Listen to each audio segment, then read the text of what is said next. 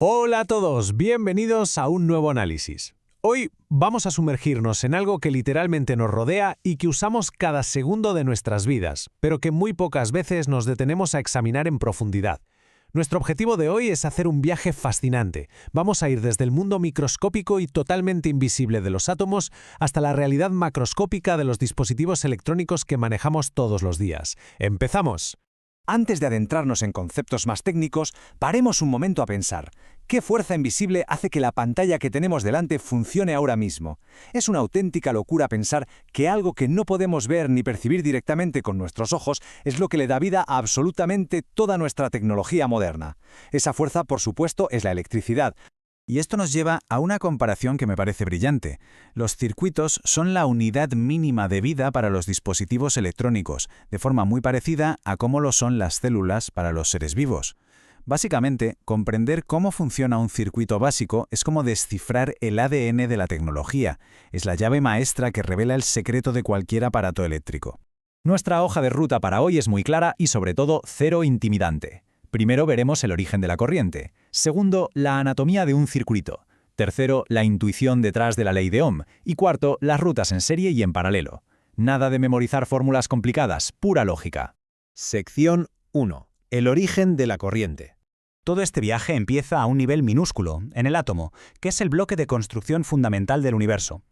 Su estructura es casi como la de un diminuto sistema solar. En el centro, en el núcleo, hay protones con carga positiva y neutrones que son neutros. Y orbitando alrededor, como si fueran planetas, están los electrones con carga negativa. Fijaos bien en estos electrones en órbita, porque aquí es donde empieza la magia de la electricidad. Y aquí entra un concepto clave, los electrones libres. En materiales como los metales, los electrones de la capa más externa están un poco, digamos, sueltos. Forman una especie de mar compartido. Si les damos el empujón externo adecuado, ya sea con fricción, calor o una reacción química, esos electrones se liberan de su órbita. Ese desplazamiento continuo en cadena es ni más ni menos que lo que llamamos corriente eléctrica. Llegados a este punto, hay una curiosidad histórica buenísima.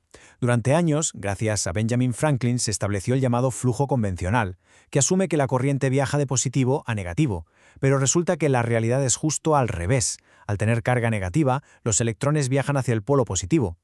Lo curioso de todo esto es que matemáticamente los cálculos funcionan exactamente igual de bien. Por eso en ingeniería se sigue usando el modelo de Franklin sin ningún tipo de problema. Sección 2. La anatomía de un circuito. Claro, esos electrones libres no se mueven por arte de magia, necesitan un buen impulso. Y ahí entra el voltaje, que medimos en voltios.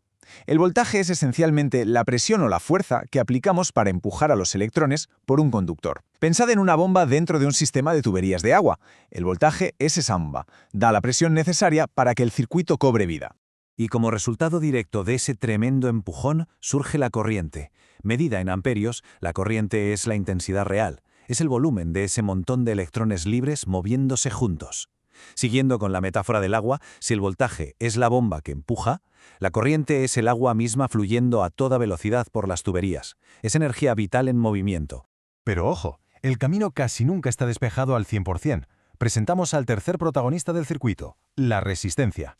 Medida en ohmios, es la restricción o el obstáculo natural al flujo de electrones.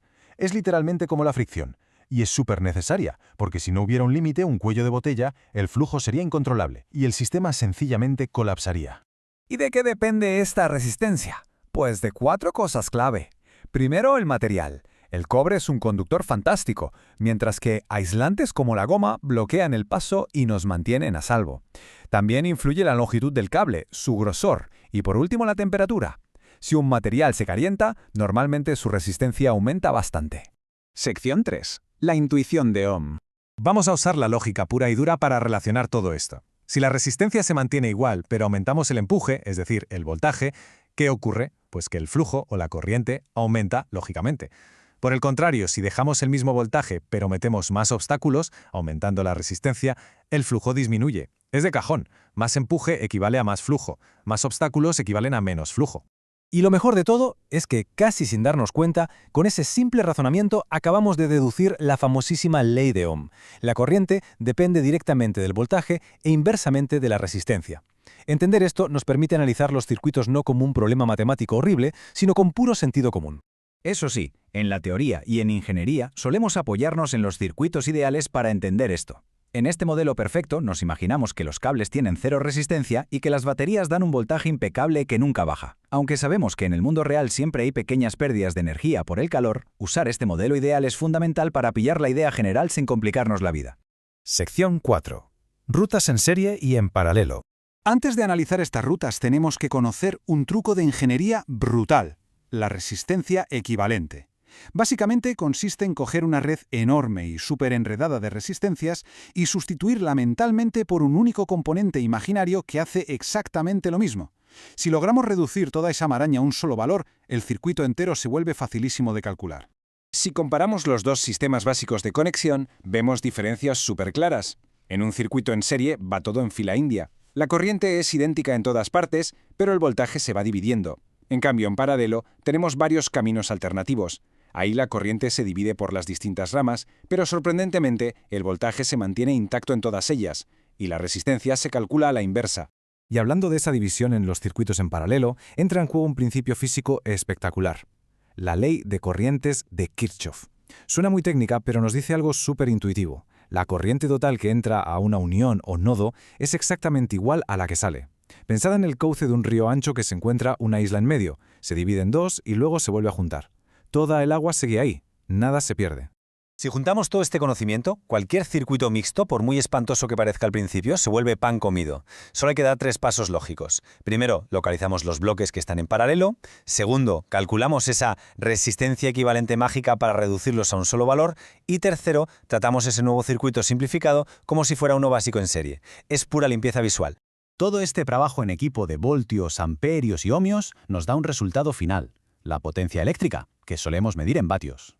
La potencia es, en resumen, la energía real o el trabajo útil que hace nuestro circuito en el mundo físico, ya sea iluminar una bombilla o hacer funcionar un ordenador. ¿Y cómo se averigua? Multiplicando la fuerza inicial del circuito, el voltaje, por la intensidad del flujo, la corriente. Así de fácil. Bueno, vamos a terminar este análisis con una pregunta para reflexionar un poco. Todo lo que acabamos de ver ocurre en el mundo de la corriente continua, con un flujo ordenado y plácido en una sola dirección. La pregunta es, si eso es tan predecible, ¿qué auténtica locura de caos y complejidad surge con la corriente alterna de nuestros enchufes de pared, que cambia de dirección unas 60 veces por segundo? Desde luego eso da para todo un nuevo e increíble análisis. Ha sido un auténtico placer compartir este viaje microscópico y eléctrico hoy. Nos vemos en el próximo análisis.